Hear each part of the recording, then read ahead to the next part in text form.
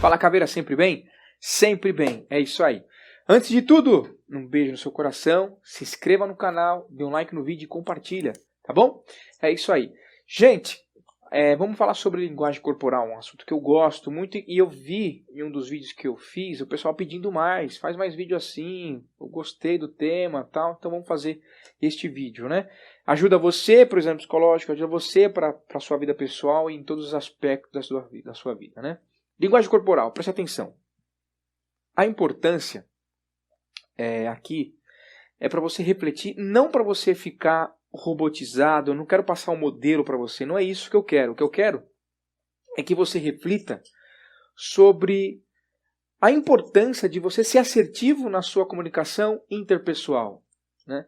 E quando eu falo assertividade, eu não estou aqui falando para você ser agressivo, para você ser uma pessoa que fala no intuito de menosprezar os outros. Não é isso, é você ser claro, conciso e preciso na sua comunicação, mas ao mesmo tempo você conseguir passar credibilidade através do que você fala. Isso não só para entrevista, mas para a sua vida em geral, né? Quando a gente vai ver dessa forma, a gente vê algumas denominações religiosas neopentecostais que as pessoas elas repetem um padrão de comportamento de linguagem não verbal, ou seja, a linguagem que você se expressa, e até às vezes algumas repetem até a rouquidão da voz do líder mor daquela igreja. Mas isso é por um acaso? Não. Tudo isso tem uma explicação, né, neurológica. Existem pessoas que se especializam em neuromarketing e antigamente o povo gostava muito de fazer o curso de PNL, né, que é a programação linguística. Hoje está mais avançado, a questão está mais na área da neuropsicologia, algo do tipo, né? E eu quero fazer essa reflexão com vocês aqui, não é nada profundo, óbvio, é algo mais sintético, mais importante e impactante para você. E eu vou usar nesse vídeo o exemplo de uma figura histórica, né, que teve o seu marco histórico, apesar de ser um genocida, um psicopata, isso não se discute o que ele fez de mal para a sociedade, né? No entanto, como que um garoto, né, que tem problemas pessoais com o pai e com a mãe, consegue chegar no topo de uma hierarquia militar, no topo de uma hierarquia social política e fazer a atrocidade que fez, que eu estou falando do Hitler aqui, né? Então vamos usar a figura dele como referência aqui, não vou falar como exemplo, porque não é, mas como referência de linguagem corporal. Então a gente vai separar aqui o Hitler psicopata, um cara genocida, ruim, não se discute isso, mas de um cara que desenvolveu uma ampla inteligência de comunicação interpessoal que fez com que ele fizesse o que ele fez, para ser bem redundante. Fez com que ele conseguisse manipular da forma que ele fez um país inteiro, uma nação inteira acreditar nas atrocidades que ele fez, né? E o Hitler tinha muito bem isso em mente. Quando ele escreve um livro lá chamado Mein Kampf, que é a minha luta, né, ele deixa isso bem claro no livro dele, né? Um líder tem que ser assertivo. Você não vai seguir ninguém que não é assertivo, você não vai dar credibilidade para ninguém que não mostra confiança. E essa confiança ela é exposta através da comunicação interpessoal.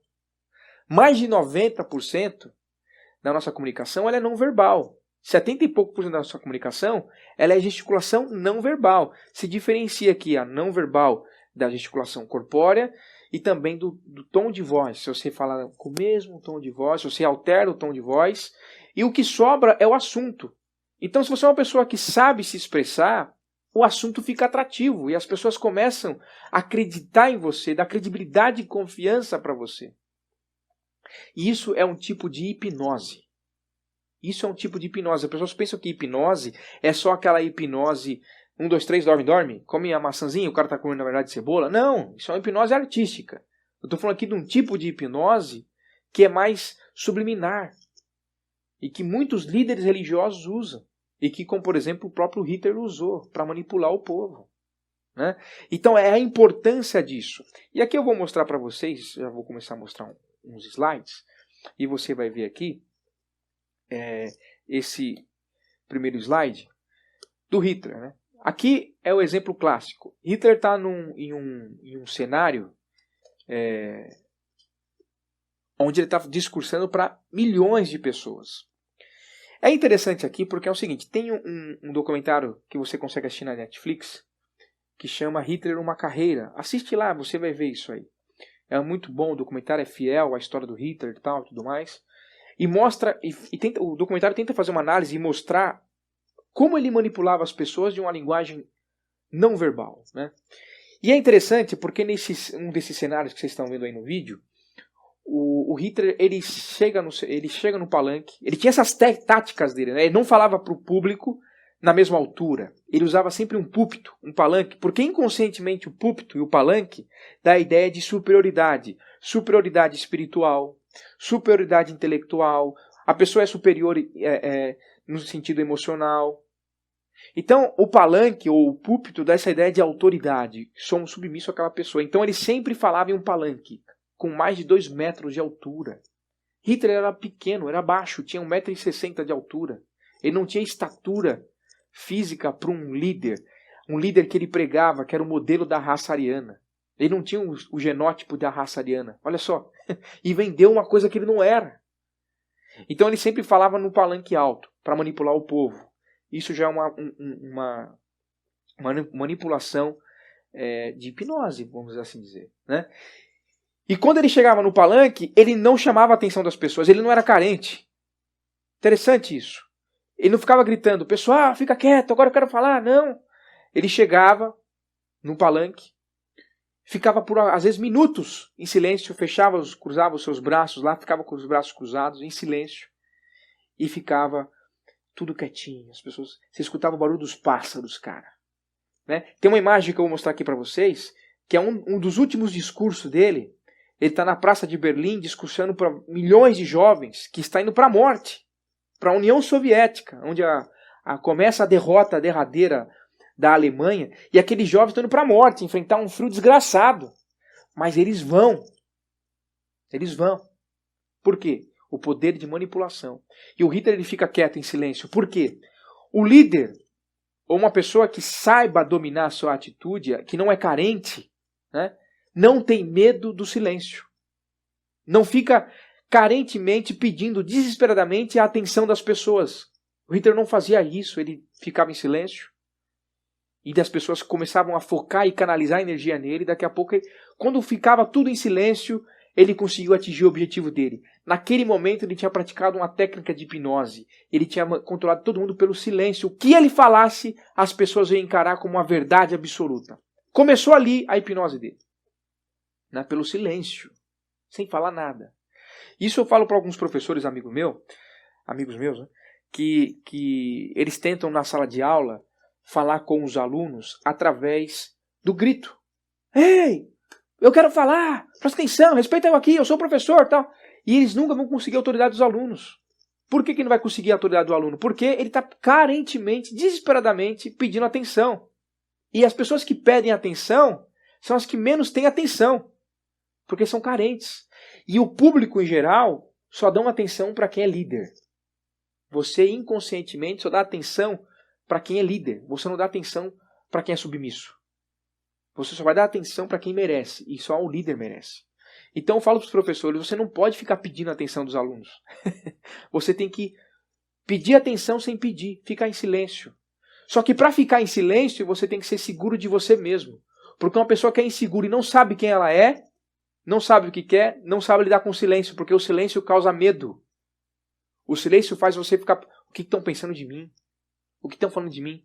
E quando você entra nesse dilema existencial do que estão pensando e falando de você, é porque você não está resolvido com você mesmo. Então você é inseguro. Se você é inseguro, você não sabe ser líder. Se você não sabe ser líder, você não sabe dar orientação, destino para as pessoas. Né? E Hitler fez isso com maestria. Tudo bem, foi para o mal, foi para algo ruim, mas ele fez. Né? E continuando, a gente vai ver nos próximos slides, Hitler com o Goebbels, né? Que foi o ministro da comunicação dele, está aí. O Hitler, ele fez isso, ele sabia desse poder de comunicação. Ele tinha isso bem claro na mente dele. Né?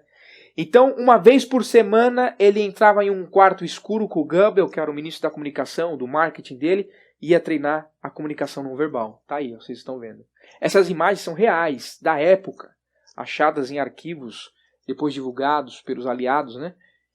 Que ele treinava uma vez por semana o discurso que ele ia fazer. A expressão corporal, ele fazia como que... E Hitler tinha muito disso, das expressões firmes, né? Expressão firme por quê? Vamos estudar aqui rapidamente o contexto histórico da Alemanha pré-nazista. É uma Alemanha que perdeu na Primeira Guerra Mundial, uma Alemanha que sofreu um embargo econômico, um embargo militar. A moral do povo alemão estava lá embaixo. O povo alemão, o frio desgraçado. Então o povo alemão andava com a cabeça baixa, xoxinho, miséria. Para a época, 6 milhões de desempregados, era quase que 90% da população alemã desempregada, passando fome e miséria. Corrupção, os czares corruptos. Né? Então não havia moralidade política, não havia um exemplo a ser seguido, não havia coligação social, não havia sentimento de união, não havia emprego, o básico estava faltando, que era a fome, e o frio que assolava o psicológico das pessoas. Então estava em frangalhos, sem exército, sem identidade social, sem economia, o país em crise, em todos os aspectos. O Hitler percebe isso. Né? Então ele tem essa noção, ele percebe essa ideia, esse contexto que ele está inserido, ele usa toda a sua tática, a sua inteligência emocional para manipular para o mal, como eu disse, quero frisar isso, para o mal, e dominar a Alemanha. Então imagina ele treinando esses discursos com energia. Ele sabia o povo precisava de um líder que tivesse energia, que reanimasse a moral do povo alemão, que tivesse um líder de exemplo ferrenho, alguém que tivesse o braço de ferro para enfrentar todos os problemas econômicos e sociais que a Alemanha estava enfrentando. Então ele fala assim, olha, povo alemão, por que vocês estão andando de cabeça baixa? Por que vocês andam de cabeça baixa na rua? Vocês são fruto de uma raça pura. Ele loucamente cria um negócio chamado o arianismo, que é uma seita que ele teve contato antes de criar o partido nazista. Enfim, então ele faz um negócio mirabolante na cabeça dele, cria uma loucura, e o povo acredita naquela loucura, porque o povo é carente, o povo precisa acreditar em algo maior. Então ele dá aquela resposta, vocês são uma raça pura, raça ariana, vocês não podem ficar andando de cabeça baixa na rua. Nós vamos dominar o mundo, e começa, e vai, e cria, e ele começa a colocar em prática tudo aquilo que ele escreveu lá no Mein Kampf dele, que é uma outra loucura. Então ele começa a vender isso para o povo, e o povo carente compra essa ideia. O povo parece que gosta de um líder. Nós estamos num processo de evolução cognitiva, e estamos ainda muito baixo no nosso processo de evolução cognitiva, então as pessoas querem um líder. As pessoas querem jogar sobre você o sentido de vida, né? E o Hitler sabia disso, então ele fez isso. Então ele treinava a linguagem corporal dele, como vocês estão vendo na imagem, para ele se mostrar mais assertivo, firme, mostrar segurança para as pessoas. Ele fazia isso uma vez por semana em um quarto escuro com o Goebbels. Olha aí, ele treinando, e funcionou, porque o Hitler, ele não tinha não era alemão, não tinha um fenótipo alemão do que ele vendia, né, a imagem do arianismo, não era bonito, barrigudinho, né, lá tal, não tinha esse biotipo bombado, e mesmo assim as mulheres elegeram o Hitler como um exemplo de sexualidade, um modelo sexual do homem. Olha só que coisa maluca. O cara não tinha beleza, o cara não tinha as características de um alemão puro, né, que ele vendia do arianismo e tal, não tinha nada disso, nem alemão o cara era. E ele vende uma imagem dessa e ele se torna um exemplo daquilo, porque ele tinha esse poder da comunicação. E esse aqui é um exemplo dele treinando no quarto escuro, como vocês estão vendo, né? E agora eu vou voltar no outro slide, que é o que mostra ele nesse último discurso aqui do lado. Vou riscar para vocês verem, que é aqui, ó, este. Aqui é um dos últimos discursos dele que vocês estão vendo, né? Na Praça de Berlim. Ele está na Praça de Berlim, discursando, como eu disse, para centenas de jovens que vão morrer no frio ou na guerra mesmo contra a União Soviética, que ali inclusive começa a derrota da Alemanha, como eu disse. E nesse momento, ele está discursando para os jovens irem para a morte. Ó, vocês vão morrer, mas vocês vão morrer por algo maior. E o povo vai. Por que o povo vai? Porque o povo elegeram ele como razão de vida. E existe um psicanalista que estudou a campo esse fenômeno do Hitler, como ele conseguiu fazer essa manipulação, que chamava Erich Fromm. E nessa tese dele, o medo de ser, que ele fala, as pessoas são carentes. E há uma carência que a pessoa precisa colocar em alguém essa carência para preencher. E esse alguém geralmente é um líder, pode ser um líder religioso, pode ser um líder político, pode ser um líder ditatorial, como foi o Hitler, enfim. As pessoas colocam nessa pessoa a razão de vida, o líder dele, e toda a minha razão existencial, todo o meu senso crítico é abalado, porque o que você falar é verdade. Então o que eu quero chegar à conclusão com vocês nesse vídeo de reflexão? É que o poder da comunicação faz com que você seja uma pessoa que se posicione ou não. Óbvio, você não vai usar isso pro mal. Né? Você não vai criar um holocausto aí no mundo, né? Óbvio. Você pode usar esse poder da comunicação para fazer o bem para as pessoas. Esse poder da comunicação para fazer com que as pessoas se sintam mais seguras e enfrentem o medo da ansiedade, o medo da depressão, o medo da síndrome do pânico, o medo da insegurança existencial, que elas possam se encontrar nelas mesmas.